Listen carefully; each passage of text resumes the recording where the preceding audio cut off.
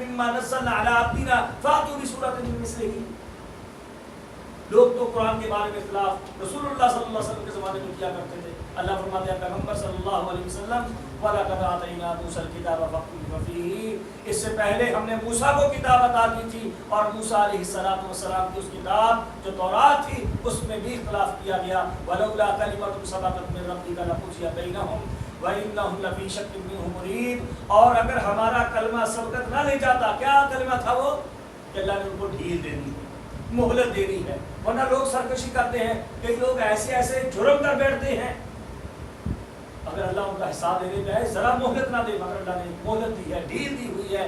اور اللہ فرماتے ہیں اگر وہ کلمہ سبقت نہ لے جا چکا ہوتا تو ہم ان کو جلدی پکڑ لیتے.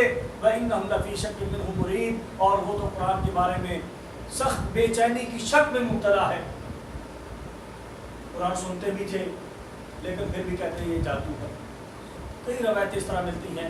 رسول اللہ صلی اللہ علیہ وسلم سے لوگوں نے سنا، قرآن سنا، بعض مسلمان ہو گئے. لوگ اپنے بچوں کو، اس زمانے کے لوگ اپنے بچوں کو روکا کرتے تھے کہ محمد صلی اللہ علیہ وسلم اور بعض آپ کے اصحاب ایک ایسی کلام پڑھتے ہیں، ایسا جادو کرتے ہیں جو سن لیتا ہے اسی کا ہو جاتا ہے.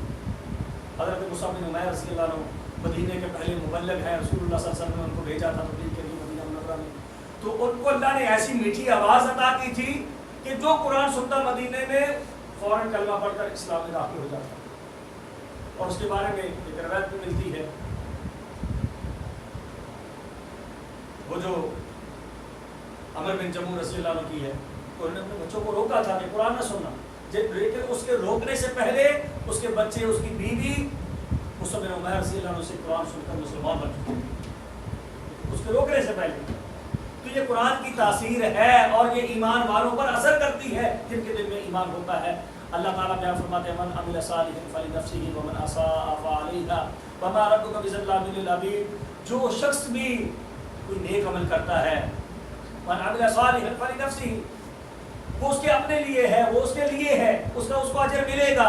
فعليها ومن اساء فعليها، اور جو برا کام کرتا ہے وہ اس کے لیے ہے، اس کا وبال اسی پر ہوگا. وما ربك بظلام للعبيد، اور آپ کا رب اپنے بندوں پر ظلم کرنے والا نہیں ہے. اسی طرح اللہ تعالیٰ قرآن پاک میں بیان فرماتے ہیں من عمل صالحا من ذکر او انثى وهو مؤمن فاولئک يدخلون الجنة ولا یظلمون نقیرا. نیکی کرنے والا، نیک عمل کرنے والا، مومن مرد ہو یا عورت ہو، اس کا اجر اللہ کے ہاں جنت ہے.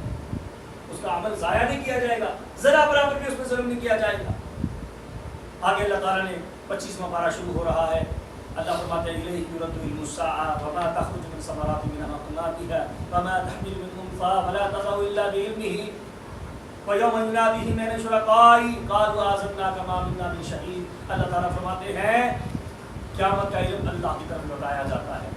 قیامت کا علم اللہ کے پاس ہے. اللہ تعالیٰ قرآن پاک میں دوسری جگہ پر بیان فرماتے ہیں وَيَسْأَلُونَكَ عَنِ السَّاعَةِ قل انما علمها عند ربي لا يجليها لوقتها الا هو ثقلت في السماوات والارض لا تاتيكم الا بغتة يسالونك كانك حفي عنها قل انما علمها عند الله ولكن اكثر الناس لا يعلمون. اللہ تعالی فرماتے ہیں اے پیغمبر صلی اللہ علیہ وسلم، لوگ آپ سے سوال کرتے ہیں قیامت کے علم کے بارے میں،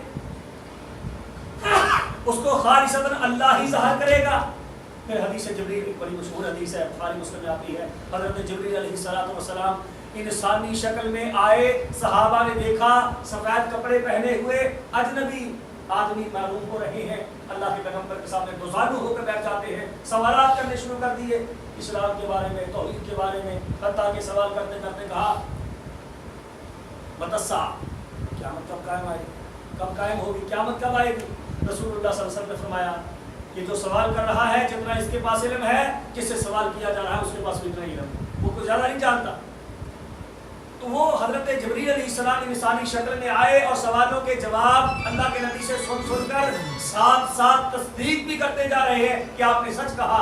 صحابہ فرماتے ہیں ہم حیران ہو رہے تھے کہ سائل خود ہی اس بات کی تصدیق کرتا ہے گویا کہ اس کو اس کا جواب پہلے سے معلوم ہے. پھر سوال کرتے کرتے جب یہ سوال کیا تو اللہ کے نبی نے جواب دیا. تو حضرت جبریل علیہ السلام نے کہا کہ اس کی نشانی کیا ہے. تو آپ علیہ السلام نے نشانی بیان فرمائی کہ جب لونڈی اپنے آقا کو جنم دے گی، ننگے بدن والے، ننگے پاؤں رہنے والے لوگ، بلند فخر محسوس کریں گے. بکریوں کے چرواہے پختہ مکان یعنی کہ بلڈنگیں بنانے پر فخر محسوس کریں گے. جبریل علیہ الصلوۃ والسلام اس حدیث میں یہ واضح ہے کہ اللہ کے نبی صلی اللہ علیہ وسلم نے بیان فرمایا کہ جو سوال کر رہا ہے جتنا اس کے پاس علم ہے اتنا ہی مسئول کے پاس علم ہے.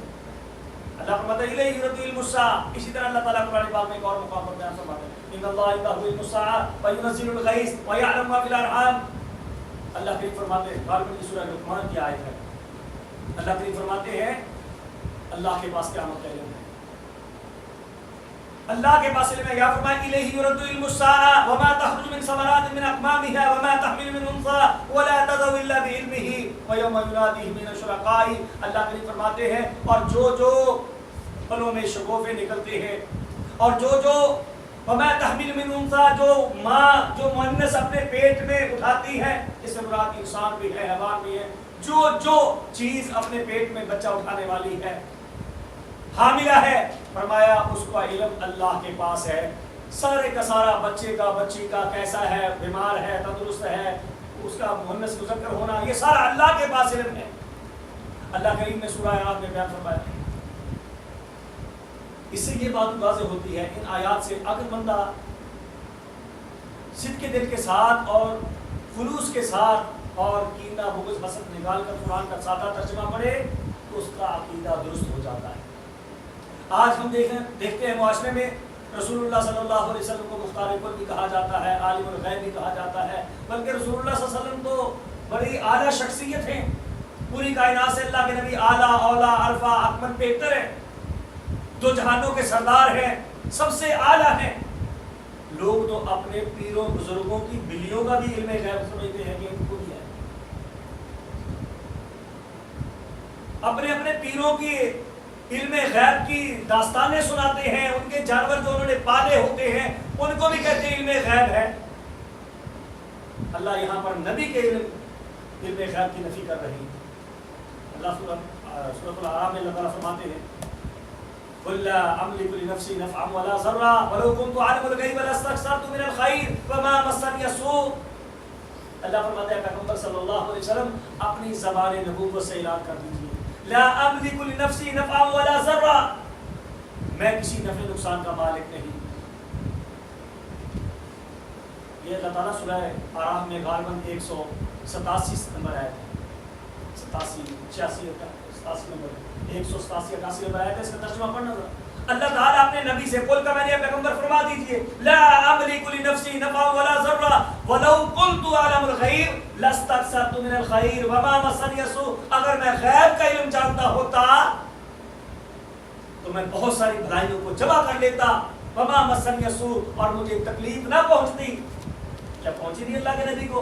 اگر علم غیب ہوتا تو اللہ کے پیارے پیغمبر صلی اللہ علیہ وسلم ایک ماہ سے زیادہ عرصہ حضرت عائشہ صدیقہ کے بارے میں کتنے بے چین رہے, پریشان رہے. جس کی بیوی پر بہتان لگ جائے کتنا بڑا معاملہ ہے. رسول اللہ صلی اللہ علیہ وسلم میدان احد میں گئے, آپ کے دندان شہید ہوئے. اگر اللہ کے پیغمبر کو معلوم ہوتا کہ میرے ساتھ یہ کچھ ہونا ہے تو رسول اللہ صلی اللہ علیہ وسلم کوئی اور طریقہ اختیار کرتے. وَلَوْ كُنْتُ أَعْلَمُ الْغَيْبَ لَاسْتَكْثَرْتُ مِنَ الْخَيْرِ. اللہ فرماتے ہیں پیغمبر اپنی زبان سے فرما دو کہ اگر مجھے علم غیب ہوتا تو میں بہت ساری بھلائیاں جمع کر لیتا. رسول اللہ صلی اللہ علیہ وسلم نے اپنے صحابہ اکرام کی ایک بہت بڑی جماعت, حفاظ کرام کی جماعت کو بھیجا. ازل اور قارا قبیلے کے لوگوں نے انہیں دھوکے سے شہید کیا. رسول اللہ صلی اللہ علیہ وسلم کو اتنا دکھ پہنچا. اللہ کے عام یہ مشہور ہے کہ اللہ کے نبی نے کبھی بد دعا نہیں دی. اللہ کے نبی نے بد دعا دی ہے. فرضی نمازوں میں اللہ کے نبی نے ہاتھ اٹھا کے بد دعائیں دی ہیں کہ اے اللہ انہوں نے میرے صحابہ اکرام کو شہید کیا ہے, ان کو ہلاک کر دے. بخاری مسلم کی روایت ہے. اللہ کے نبی نے ان کے لیے بد دعائیں کی ہیں. اگر میرے نبی کو معلوم ہوتا کہ میرے وہ جماعت جو حفاظ تھے, حافظ قرآن تھے, قرآن کو سمجھنے والے تھے اور سمجھانے کے لیے جا رہے تھے, مبلغ بن کے جا رہے تھے, اگر میرے نبی کو پتا ہوتا, معلوم ہوتا پہلے سے کہ ان صحابہ کے ساتھ یہ کچھ ہونے والا ہے تو رسول اللہ صلی اللہ علیہ وسلم کبھی نہ بھیجتے. یہی قرآن کی تفسیر ہے وَلَوْ كُنْتُ أَعْلَمُ الْغَيْبَ لَاسْتَكْثَرْتُ مِنَ الْخَيْرِ وَمَا مَسَّنِيَ السُّوءُ. اللہ فرماتے ہیں وَمَا تَحْمِلُ مِنْ أُنثَىٰ وَلَا تَضَعُ إِلَّا بِعِلْمِهِ. وَيَوْمَ يُنَادِيهِمْ مِنَ الشُّرَكَاءِ قَالُوا آذَنَّاكَ مَا مِنَّا مِنْ شَهِيدٍ۔ اللہ کریم فرماتے ہیں جو مادہ حمل سے ہوتی ہے اور جو بچے وہ جنتی ہے، سب کا علم اللہ کے پاس ہے۔ یہ ڈاکٹر لگاتے ہیں مشینیں لگا کے، پھر بھی ان